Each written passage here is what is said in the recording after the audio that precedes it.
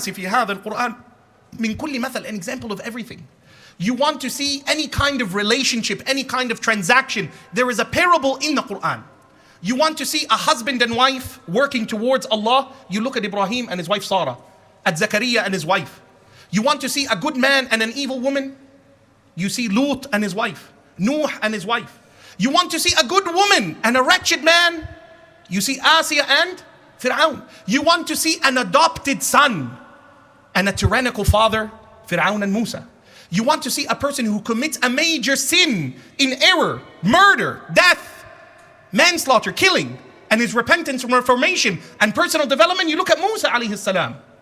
You want to see brothers who hate a brother, look at Yusuf. You want to see forgiveness within the family, look at Yusuf.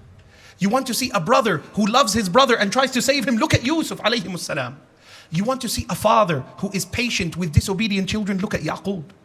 You want to see a father and son working for Allah, Ibrahim and Ismail and Ishaq.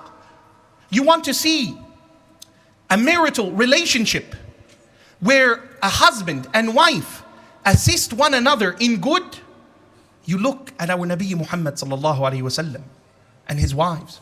You want to see a father losing a son, look at Nuh.